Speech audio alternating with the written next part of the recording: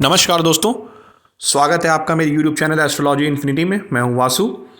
और आज अपनी इस वीडियो में हम लोग बात करेंगे बुध केतु की युति के बारे में कि क्या प्रभाव पड़ता है जब आपकी जन्म कुंडली में किसी एक भाव में किसी एक राशि में बुध और केतु की युति होती है। वीडियो स्टार्ट करने से पहले आपसे एक रिक्वेस्ट है कि अगर आप मेरे चैनल पर नए हैं और आपने अभी तक मेरे चैनल को सब्सक्राइब नहीं किया है तो प्लीज़ मेरे चैनल को सब्सक्राइब कीजिए, बेल आइकन को प्रेस कीजिए ताकि मैं जो भी वीडियोज़ बनाता हूँ पोस्ट करता हूँ आप उन्हें मिस ना करें। और अगर आपको ये वीडियो पसंद आता है, आप मेरी बातों से एग्री करते हैं तो प्लीज़ वीडियो को लाइक कीजिएगा और ज़्यादा से ज़्यादा लोगों से शेयर कीजिएगा ताकि वैदिक एस्ट्रोलॉजी की जो नॉलेज मैं शेयर करना चाहता हूँ वो ज़्यादा से ज़्यादा लोगों तक पहुँचे और लोग वैदिक एस्ट्रोलॉजी स्वयं सीख सकें और स्वयं अपनी कुंडली का अध्ययन कर सकें। तो चलिए अब इस वीडियो को स्टार्ट करते हैं और बात करते हैं बुध और केतु की युति के बारे में कि क्या प्रभाव पड़ता है जब बुध और केतु आपकी कुंडली में कंजंक्ट होते हैं। तो देखिए, बुध, जैसे कि मैं पहले भी डिस्कस कर चुका हूँ, बुध आपकी बुद्धि का कारक है, आपके विवेक का कारक है, आपकी लॉजिकल और एनालिटिकल थिंकिंग जो है वो बुध से देखते हैं। बुध बैंकिंग का कारक है, बुध मार्केटिंग का कारक है, आप मिमिक्री कितनी अच्छी कर सकते हैं ये हम बुध से देखते हैं। बुध आपकी स्पीच को रिप्रेजेंट करता है, आपकी कम्युनिकेशन एबिलिटीज़ को रिप्रेजेंट करता है, रिटन हो चाहे वर्बल हो, दोनों एबिलिटीज़ कम्युनिकेशन की जो होती हैं, कितना ज़्यादा प्रभावशाली आपकी भाषा शैली होगी या आपकी भाषा होगी कि कितना आप लोगों को इम्प्रेस कर सकते हैं अपने कम्युनिकेशन से, ये हम बुध से देखते हैं। बुध बहन का और बुआ का कारक होता है, बुध नर्वस सिस्टम को दिखाता है। वहीं अगर हम बात करते हैं केतु की, तो केतु मोक्ष का कारक है, केतु डिटैचमेंट को दिखाता है, केतु मून का साउथ नोड है और इन जनरल केतु जो है वो जिस भी भाव में होता है वहाँ से डिटैचमेंट देखा जाता है। केतु डीप रिसर्च को दिखाता है, केतु अकल्ट साइंस को, अकल्ट नॉलेज को, एक ऐसी रिसर्च या एक ऐसी नॉलेज जिसमें बहुत ज़्यादा रिसर्च करी गई हो या बहुत ज़्यादा रिसर्च की जा सकती है, वो हम केतु से देखते हैं। केतु स्पिरिचुअलिटी को दिखाता है, कोई एक इंडिविजुअल अपनी लाइफ में कितना स्पिरिचुअल प्रोग्रेस अटेन कर सकता है या स्पिरिचुअलिटी में कितने हाइट को अचीव कर सकता है, ये हम केतु से देखते हैं। केतु कैलकुलस को दिखाता है, केतु क्योंकि हेडलेस होता है तो कई बार हेडलेस कन्वर्जेशंस जो होते हैं वो केतु से देखते हैं, जो इम्प्रॉपर डिसीजंस होते हैं वो भी केतु से देखे जाते हैं। तो जब बुध और केतु की युति होती है आपकी जन्म कुंडली में तो सबसे पहले तो आपको देखने को मिलेगा कि ऐसे इंडिविजुअल का जो कम्युनिकेशन होगी वो हैम्पर्ड होगी। जैसे बुध और राहु के बारे में मैंने आपको बताया था कि कम्युनिकेशन में जो स्पीच में प्रॉब्लम हो सकती है ऐसे इंडिविजुअल की अगर बुध और राहु की युति द्वितीय भाव में है। सेम वही बुध और केतु में भी अप्लाई होता है। अगर बुध और केतु की द्वितीय भाव में युति हो रही है तो ऐसे इंडिविजुअल की जो वर्बल कम्युनिकेशन होगी वो हैम्पर्ड होगी, या तो वो तुतलाता होगा या वो हकलाता होगा, किसी प्रकार की उसको वर्बल प्रॉब्लम हो सकती है, बोलने में कोई प्रॉब्लम हो सकती है या बोलने का एक फियर होगा उस इंडिविजुअल के अंदर। अष्टम भाव में भी अगर ये युति हो रही है और बुध की दृष्टि द्वितीय भाव में पड़ रही है तो भी कहीं ना कहीं कम्युनिकेशन स्किल जो है वो वर्बल कम्युनिकेशन जो है वो थोड़ी सी खराब करती है ये युति। इसके अलावा बुध और केतु की युति जो होती है वो डिसीजन मेकिंग पावर को भी इम्पेयर कर देती है आदमी के। ऐसा इंडिविजुअल जो होता है वो प्रॉपर टाइम पे प्रॉपर डिसीजन नहीं ले पाता है या बहुत जल्दी जल्दी अपने डिसीजन चेंज करता है। बहुत से ऐसे लोग होते हैं जो बहुत समय तक ये डिसाइड नहीं कर पाते हैं कि उनको लाइफ में करना क्या है, वो हेडलेस होते हैं, वो क्लूलेस होते हैं। ऐसे लोग बुध केतु की युति वाले ही होते हैं ज़्यादातर, आप देखेंगे ये जो भी अपने आसपास देखेंगे ये उससे प्रभावित हो जाते हैं और फिर उस क्षेत्र में, उस फील्ड में अपने आप को डालने की कोशिश करते हैं। तो बहुत जल्दी अगर कोई आदमी अपने डिसीजन चेंज कर रहा है, बहुत क्विकली डिसीजन चेंज कर रहा है, ये डिसाइड नहीं कर पा रहा है कि किस काम की क्या प्रायोरिटी है, तो वो कहीं ना कहीं बुध केतु से होता है। बुध केतु की युति आदमी को डिसीजन मेकिंग में थोड़ा सा परेशान करती है। इसके अलावा रिसर्च की अगर हम बात करें तो ऐसा इंडिविजुअल बहुत ज़्यादा अच्छी रिसर्च कर सकता है। डीप नॉलेज या अकल्ट साइंस या एस्ट्रोलॉजी अगर सीखना चाहता है या प्रैक्टिस करना चाहता है तो उसके लिए युति बहुत अच्छी मानी गई है। स्पिरिचुअल ग्रोथ के लिए भी युति बहुत अच्छी मानी गई है। ऐसा इंडिविजुअल अगर चाहे तो बहुत ज़्यादा स्पिरिचुअल प्रोग्रेस कर सकता है अपनी लाइफ में। आध्यात्म से अगर कोई व्यक्ति जुड़ना चाहता है या अध्यात्म के क्षेत्र में रिसर्च करना चाहता है या कम्युनिकेट करना चाहता है लोगों से अध्यात्म के बारे में, तो उसके लिए युति बहुत अच्छी है। हम लोगों को डिग्री देखनी पड़ेगी कि कौन सा ग्रह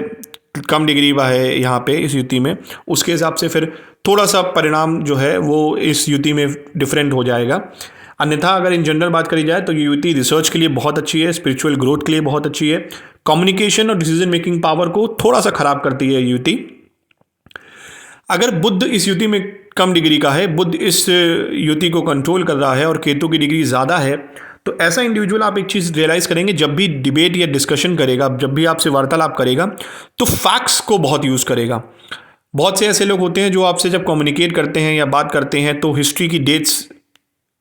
आपको मेंशन कर देंगे, रिसर्च पेपर के जो वो होंगे एब्स्ट्रैक्ट होंगे वो मेंशन कर देंगे। तो ऐसे लोगों की जो इंटेलेक्ट होता है, जो जब भी ये कम्युनिकेट करते हैं या वार्तालाप करते हैं, तो कहीं ना कहीं ये रिसर्च बहुत ज़्यादा करके उस विषय पे बात करते हैं और फैक्चुअल चीज़ें जो आपके सामने रखते हैं, जब फैक्ट्स रखते हैं, ईयर्स रखेंगे या एक नंबर्स रखेंगे, तो ऐसे में क्या होता है कि इनकी जो कम्युनिकेशन है वो बहुत ज़्यादा प्रभावशाली बनती है, जिससे ये लोग जो हैं ये सामने वाले की नज़र में थोड़ा सा अपने आप को इम्प्रूव कर पाते हैं। वहीं अगर इसका वाइसी वर्सा हो, केतु जो है उसकी डिग्री कम है और केतु इस कंजंक्शन को कंट्रोल कर रहा है, तो जैसे कि मैंने बताया आपको कि केतु एक हेडलेस प्लैनेट है, तो ऐसा इंडिविजुअल जब होगा तो वो जब भी डिस्कशन कर रहा होगा तो वो किसी डिस्कशन को कहीं से कहीं लेकर के चला जाएगा। हेडलेस जो कम्युनिकेशन होती है वो केतु और बुध की, केतु की डिग्री अगर कम है तो हम देख सकते हैं। बात अगर मान लीजिए गाड़ियों की हो रही है, तो ऐसा इंडिविजुअल जो है वो गाड़ियों की बात करते करते अचानक से बैटलफील्ड पे पहुंच जाएगा, हिस्ट्री की बात करने लगेगा। तो कहते हैं ना कि जो रिगार्डलेस ऑफ दैट टॉपिक जो जिस पे कम्युनिकेशन हो रही है, उससे कहीं इधर उधर चला जा करके बात करना, वो हम बुध केतु से देखते हैं अगर केतु की डिग्री कम है। ये कंजंक्शन में एक चीज़ जो मैंने देखी है, बुध और केतु की युति जो होती है, उसमें जो इंडिविजुअल होता है वो जब भी वार्तालाप कर रहा होता है या बहस कर रहा होता है किसी से, तो उसका जो टोन है, उसका जो वॉइस है वो बढ़ जाती है, उसके लेवल बढ़ जाता है, जिसकी वजह से इनका जो एक सामने वाले के मन में जो एक छवि बनती है वो थोड़ी सी खराब रहती है, थोड़ी सी खराब हो जाती है। बुध केतु की युति में एक सावधानी जो आदमी को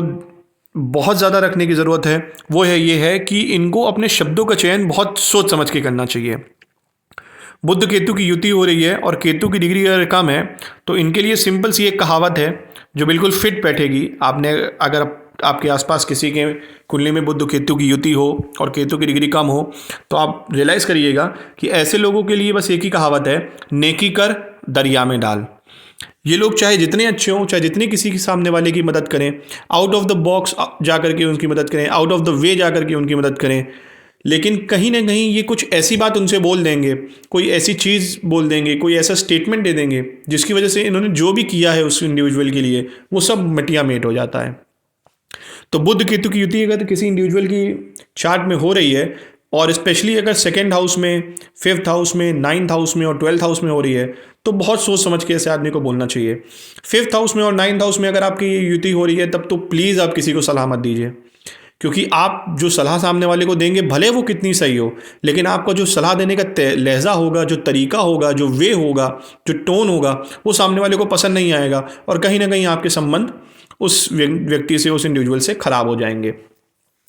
केतु क्योंकि डिटैचमेंट को भी दिखाता है, तो ऐसा व्यक्ति, ये युति जिस भी भाव में हो रही होती है वहाँ पे आप इन जनरल देखेंगे कि जो भी रिलेशंस उस भाव से देखे जाते हैं वो रिलेशंस कम्युनिकेशन की वजह से खराब हो जाते हैं। मान लीजिए चतुर्थ भाव में ये युति हो रही है तो माँ के साथ संबंध बहसा बहसी की वजह से खराब हो जाएंगे। नवम भाव में अगर हो रही है तो पिता के साथ, गुरु के साथ आप देखेंगे कि आपकी जो कम्युनिकेशन है वो अच्छी नहीं होगी या कम्युनिकेशन की वजह से आपकी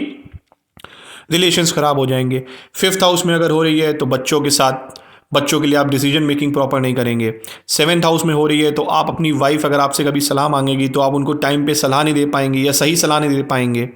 या कम्युनिकेशन आपकी हैम्पर्ड रहेगी। तो ऐसे भावों पे भी डिपेंड करता है कि किसके साथ आपकी कम्युनिकेशन खराब होगी। इस युति वालों को थोड़ा सा अपनी कम्युनिकेशन को इम्प्रूव करने के लिए बुध के उपाय करने की ज़रूरत है और केतु के उपाय भी करे जा सकते हैं। अगर केतु कंट्रोल कर रहा है उस कंजंक्शन को, थोड़ी सावधानी ये बरतनी है कि जब भी आप किसी से वार्तालाप करें तो आपका टोन आपकी जो वॉइस लेवल है उसको कंट्रोल करके बात करें और अपने शब्दों को बहुत सोच समझ करके उनका चयन करके फिर किसी से डिस्कशन करें। उम्मीद करते हैं ये वीडियो आपको पसंद आया होगा। अगर आप मेरी इस बात से एग्री करते हैं तो प्लीज़ कमेंट सेक्शन में जा करके पोस्ट करिएगा, और अगर आपकी कोई क्वेरीज़ हैं तो वो भी आप कमेंट सेक्शन में पोस्ट कर सकते हैं। मैं पूरी कोशिश करूँगा कि आपकी इंक्वायरीज़ को रिप्लाई करूँ। उम्मीद करता हूँ कि अगले वीडियो में आपको मिलूँगा और फिर से आपके साथ एस्ट्रोलॉजी की नॉलेज शेयर करूँगा। तब तक अपना ख्याल रखिएगा। धन्यवाद।